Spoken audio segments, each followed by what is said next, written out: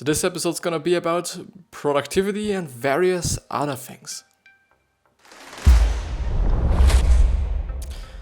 And with that being said, hello, welcome back to the next episode of the Self-Development with Tactics fucking podcast. And I'm pretty fucking pumped to be here, especially because I'm trying another approach to all this stuff that I'm doing here. You know, I might be editing this in a just completely different way. There might be just some fancy shots in between me talking. There might be just some various other kind of edited things. And I guess, because actually I've seen that going through the episodes while I'm just reading stuff like the summaries there has been a good approach for quite some time, I guess. But, at the moment I just really feel like talking more and reading less. The problem there is that through all this reading and through just all the summaries that I went through, I just know so much. And this is the whole problem, because through these things I do just get to know a lot of things, I get to just understand new things, I get to learn a lot of things, which is incredibly great. On the other hand, well, when I'm not happy during the episode, or when it's not making me happy, or when it's not good for me and I feel like bad after every video, it's not gonna be something that I'm just willing to do just more of, I guess, even though I do really have to say that I would just still do them. I would still do them. I don't know if it's because of my discipline, I don't know if it's just because I do not completely hate it or something, but I would just still do it. Which could, be bad on one hand or just good on another hand. But maybe it's bad. But so therefore, I'm just trying, at least this time, or I'm seeing where this is gonna lead. Today I'm just gonna talk about certain things that I've been seeing this week, or I've been noticing this week, or today, or in the last few kind of hours or something. Just something that comes to my head, or comes to my mind actually, showing you some things, and when there is something, I will totally just Google it up and talk about it and still read it. It's all about kind of, first of all, just entertainment, and second of all, or just, the kind of, could also be like, first of all, information and knowledge and providing something, and second of all, entertainment, but there should be both of them, at least at my point of view, should really be both just something entertaining and something that's just, useful, and good for you so that you actually know it. I'm just thinking if I should actually go through the last two questions of this summary. The thing that I've always been, or also been just thinking about, is that I could actually go through these questions without reading them, or if I should give a fuck about what I think is not good and just read them. Because the most important thing for me is that or the most kind of, maybe devastating or what's everything, is that I feel like that reading those questions and or reading summaries is not something that's gonna work. On the other hand, it is completely just, I'm not the person who should judge what is working and what is not working. Time and history and whatsoever will show me if it is working or not, and I should probably just do it. This is the other hand that I'm thinking about, the other side that I'm thinking about.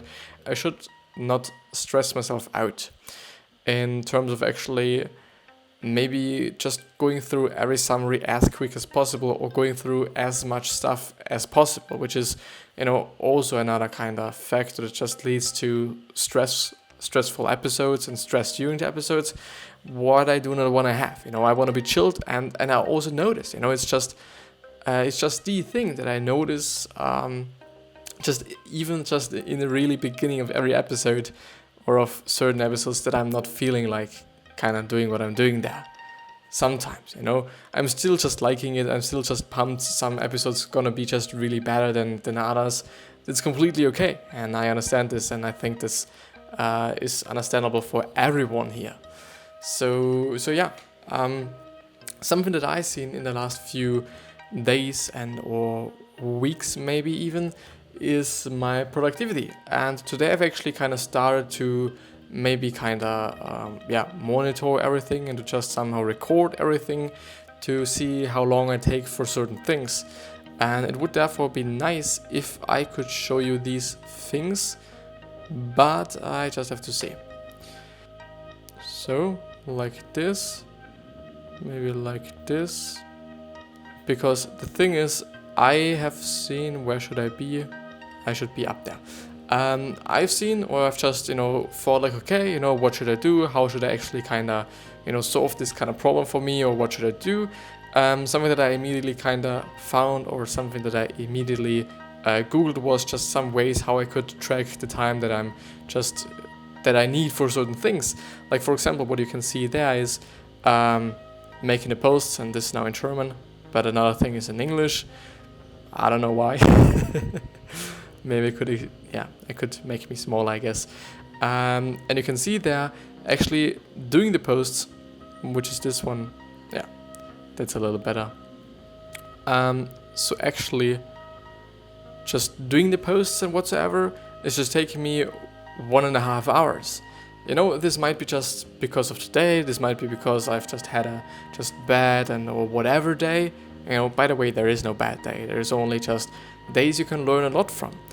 But I guess, this just, won't be the only day where it is like this, and where I kind of, maybe struggle with timing and whatsoever. So if actually it took me 1.5 hours to do the posts, to actually make them in Photoshop and whatsoever, and for the ideas for the posts, which is actually something that is incredibly important to just know that you should not be perfectionistic about it. Because the thing is, for sure, I can just really write down everything that's on my mind, but I also just have to think about whether it's going to just be some value to somebody or not. The thing there is, as well, I should not be the judge, because if I'm judging this, I might judge like, okay, this is something that's completely invaluable for everyone outside there, and still there's gonna be 1 or 2 or even 10, 50, 100 people that are in need of just, what I'm missing out or what I'm keeping for myself. So, in the end, every formulation that you're having for whatever you're saying, because, often I'm also saying the same, on my various posts. I'm not just coming up with new ideas every single day. They're for sure just, 10, 20, 30 posts that actually say the same, but they're formulated differently. And this is also the good thing, because some people will be just, will be hit by a certain message because it is formulated this way. And on the other hand, some other people will just be will be hit by this various kind of just structure that I've used for this post, but not vice versa. Some people react to this and some people react to that. So therefore, maybe it is just not kind of that smart to just use the same exact thing every single day for just a year. I guess it wouldn't be the best idea. It wouldn't be great, and it would just not be so much value, I guess. But the thing is, like, in theory or theoretically, you could just share everything and could say, okay, this is going to be valuable for someone, but maybe not. It's always like, okay, I would just rather share it. I would really rather share it and then see what's coming up, By the way, what I'm using there is Clockify. Why I'm using Clockify, and this is actually no ad or no something, it actually was the first thing that just popped up when I typed in time tracking tool free. This was actually the first one. And I kind of enjoyed, you can actually have certain projects. For example, here you can just I'm having the project SDWT, because I thought like, okay, it would make sense if I do just have this certain project, and you could do just other projects. You could also go through your dashboard to see some analytical stuff, reports, whatever there is, projects, the team. You also can just add clients and also add certain projects, and certain times you're just using up for certain projects. You can add them to the clients so that okay, this client should pay me this and that and whatsoever. So I think it's actually nice. I'm really not educated in this certain space. I'm really not educated in this, so I don't know if this is actually something that you can actually leverage or something that is actually nice to know out of my mouth. So in total, I've used 2 fucking hours for actually only doing the posts, which is, quite something, which is really something, I guess. But yeah, this is it with the productivity thing. Another thing that I've actually stumbled across today was, again, I was just actually working out today.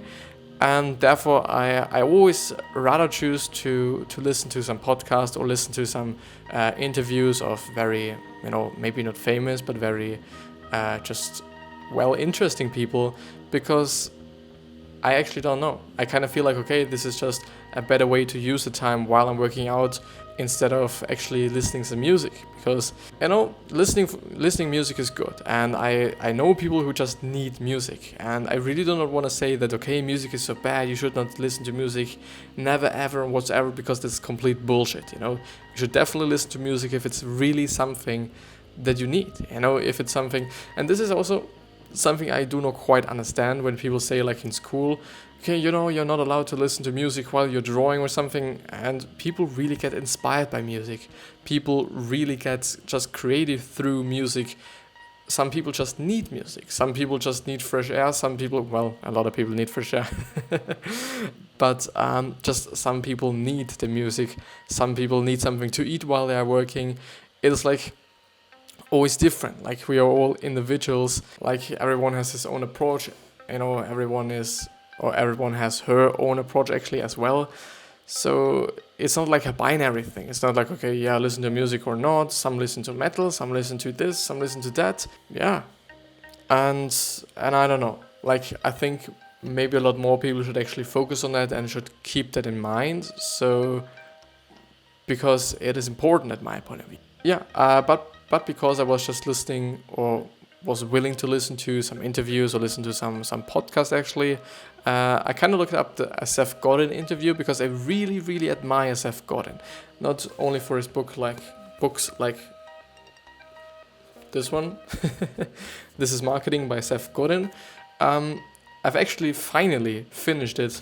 It's taken me, it took me, way too long. I think 5 months or something. So definitely way too long, because I've just, forgotten about it. And I've just, I was not willing to read it, because I just only kind of read in the train, which is very interesting. And I do think I could actually change that by once, or actually forcing myself to read 1 hour, or not actually 1 hour, but 1 week while I'm in bed or while I'm sitting somewhere. I think I do just have the connection from the train to books, or just have a connection between books and the train, as well as I have the connection between sitting here and working, and or being in my bed and sleeping, which is very important. And I've seen and read about quite often. I think it also was in Why We Sleep by Matthew Walker. Can show you this, or I could just send it there somewhere. No, I could show you this. Why We Sleep. It's actually been quite a great book, I would say. Yeah, I think it's very great. And also some people on the Tim Ferriss podcast have been talking about it as just one of the books they would actually gift to somebody, which I understand, which I totally understand. But yeah, you can see this. Actually, the thing is, yeah, I don't know if you can see this, but this is actually the German translation. And the German translation is like the big book of sleep. And the original English version is Why We Sleep. I always hated that, I don't know who comes who thinks that it would be a great idea to actually translate the book to a completely different sense than the original one is. Here you also can see, well, another screen would be actually great. Maybe I'm doing this just pretty quickly, because it's a little bit, I could also do it like this. Yeah. And then just see rather this is, yeah, it's okay. So Why We Sleep, The New Science of Sleep and Dreams is a science book about sleep by the neuroscientist and sleep researcher Matthew Walker. Walker is a professor of neuroscience and psychology and the director of the Center for Human Sleep Science at the University of California in Berkeley. I think it's Berkeley, yeah. It's published on September 18th or 28th actually, on 2017, and it only has 368 pages. And it's a science book. And I've been reading this book, and I also was making a lot of episodes on it because it was actually a very, very long summary. And I was reading the summary on the alanchang.com website, which I can also show you. And it's really, first of all, it's an incredibly great website because you just have so many different book summaries that you're seeing there. So Outliers, The Subtle Art of Not Giving a Fuck, The Life-Changing Magic of Dying Up, Man's Search for Meaning, which is actually one of the best books that I've ever listened to actually. The Magic of Thinking Big, Think and Grow Rich was I've actually read Think and Grow Rich I read half of it. And then it was something like, okay, I want to read another book. I don't remember which book it actually was, unfortunately. I was willing to read another book because this one was like, well, yeah, it's all about think and grow rich. And there is some truth behind it, and I think the mindset and whatsoever, it totally just matters, but I don't know if it's the only thing that is mattering. I think you should also execute and also focus on executing and think about and talk about executing because, if you just think a lot and if you just, are in your head a lot and if you are, mindful a lot and whatsoever, but don't execute, nothing's gonna happen. And, maybe this was my problem with this book. Then The 4 Agreements, Who Moved My Cheese, Extreme Ownership, which is also a very great book, Rich Dad Poor Dad, and a lot of other ones, to just name a few. And there it is, So Why We Sleep. Unlocking the Power of Sleep and Dreams from Matthew Walker, PhD. So I really love the website because you can see there, this is all summary. This really is all summary. And the author claims that he's actually trying to get 90%, I think it actually was 90% of the book or 90% of the knowledge from the book in 10% of the whole text. So I really don't know if this is actually 10% or not, because it's still a lot. It really is a lot, but you're also able to download it completely for free as a PDF, which is amazing for me, which is really amazing. Really fucking amazing. But yeah, actually back to the interviews or back to Seth Godin. I really like this dude because he's really mindful and he just never says something, just hardly never says something, I guess. I've never heard him saying something that was kind of incomplete, that was not thought about, that was just something like, I do want to say something. Like, he's never doing this, and which is amazing for me. It's just really interesting. And you should definitely also watch an interview or something of him because it is really, really great. And it's really interesting to see, how he's living, which is actually the topic or one of the topics that he's talking about with Tim Ferriss as one of his newest Tim Ferriss podcast show episodes. You should watch it or actually listen to it. I've listened to half of it, and because I didn't have any headphones then, or I haven't had any headphones then, I wasn't able to finish it, unfortunately. And today I also watched listened to some interview with Tim Ferriss, but it was an older one. I just really have to just go through the other one as well because it is really good. Or it was really good, with a lot of insights into his personal life and what he is doing whatsoever, which I personally find very interesting when people that are just extremely successful and that have achieved a lot of things actually talk about things like, what they're doing on a daily basis, what they eat, what they drink, and whatsoever. I find it very, very great. And Seth Godin has actually also, and I'm gonna show you this as well. This is great that I'm even having the possibilities and abilities to show you all these things, all these sites, all these various stuff. I think it's just amazing. The funny thing is, you just have to type in Seth. I don't know if you can see this. No, you can't. But I'm only typing in Seth. So, typing in Seth, and the first things that's gonna pop up is Seth's blog, which is amazing, which is really amazing. And he has, I think, published, according to Tim Ferriss, I think it was 1.8 thousand posts, because he's actually posting every single day. And we could actually go through one of his posts, and I actually, turning out the face cam, I guess, or I could just put it up there, but a little smaller. Maybe this is too small, I don't know. So his newest one is scrappy is not the same as crappy. The only choice is to launch before you're ready, before it's perfect, before it's 100% proven to be non-risk to you. At the moment your resistance says, don't ship it, it's crappy. It's crappy stuff, we don't ship crap.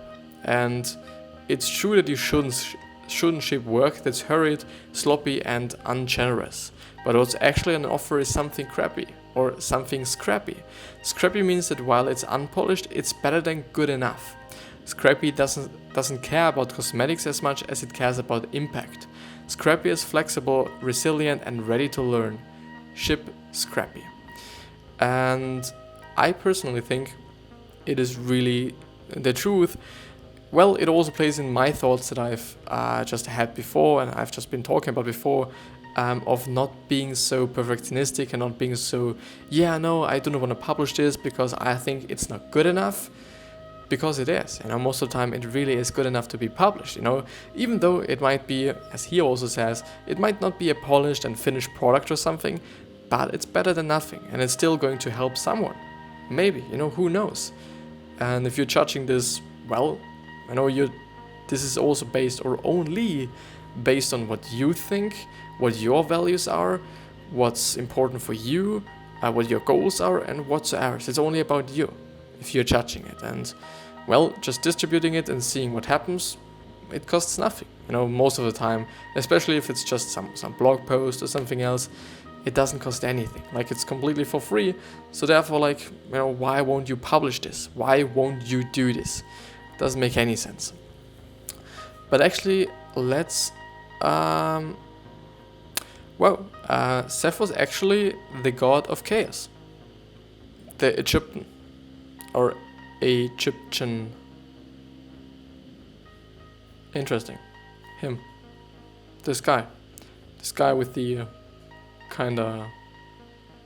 what is it? Is it a wolf? Is it a sheep? Is it a whatever head? I don't know. Omos, war sculptor, Seht animal. Interesting. But no, I want to have Seth Godin. Seth's site? Well, there's Seth's blog and there's Seth's site. But what is Seth's site? I don't actually know. He's also having a podcast which is called Akimbo, what you can see there, and with workshops as he claims. And he's also having the old MBA, which you can see there. I hope it is just readable because you can't actually see my, I could, there. Which is actually his, he says it is an online workshop, as you can see there, but it's, I think, rather than a course or some seminars, it's just some way to learn. This is his approach because he actually wanted to do something, or he wanted to make something. That's this book. For people that want to learn something that's better, because he thinks the educational system could be better. I don't know. I also think that it could be better, but often people talk about it just being worse and whatsoever, which is actually often the case. Often people talk about some things as being so bad, being so worse, and whatsoever, and in the end, like SethGodin.com. Well, that's actually, and now my light went out. Thanks a lot. I'm sorry. Now it's on again. So Seth W. Godin, I want to have his fucking... Can't I have his... Does he have a Wikipedia site? Yeah, he has. So Seth W. Godin is an American author and former .com business executive. After leaving Spinnaker in 1986, he used $20,000 in savings to found Seth Godin Productions, primarily a book packaging business, out of a studio apartment in New York City. He then met Mark Hurst and founded Yoyodyne. After a few years, Godin sold the book packaging business to his employees and focused his efforts on Yoyodyne, where he promoted the concept of permission marketing, which is also a book of him, a very famous and also bestseller, because he has actually written 18 best-selling books, which is amazing, which is enormously amazing, like it's just insane. Business ventures. Yoyodyne launched in 1995, used contents, online games, and scavenger hunts to market companies to participating users. In August 1996, Flatiron Partners invested $4 million in Yoyodyne in return for a 20% stake. At Yoyodyne, Godin published Permission Marketing, Turning Strangers into Friends and Friends into Customers in 1998. He sold Yoyodyne to Yahoo for about $30 million and became Yahoo's vice president of direct marketing. In March 2006, Godin launched Squidoo. In July 2008, Squidoo was one of the 500 most visited sites in the world. By 2014, it was no longer considered financially viable and was sold to Hub Pages.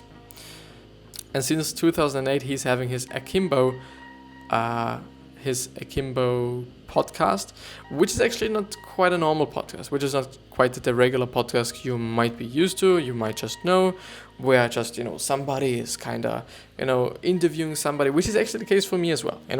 I'm not interviewing somebody, and I might be doing this in the future, I might not be doing this in the future, I don't actually know, but I'm at the moment I'm really not interviewing somebody. I'm just talking about things that I find interesting, talking about certain articles and whatever. By the way, the articles thing, I really like those. Maybe it's just because of the books that, it is like so much and so stressful and so whatever. But I'm just also seeing now, actually talking out of my mind all the time is, it's also not the easiest thing. It's also not just, the nicest thing, I don't fucking know, but it is also something that has its upsides and his downsides, or its upsides and its downsides. But yeah, I've actually lost the point, which is not good.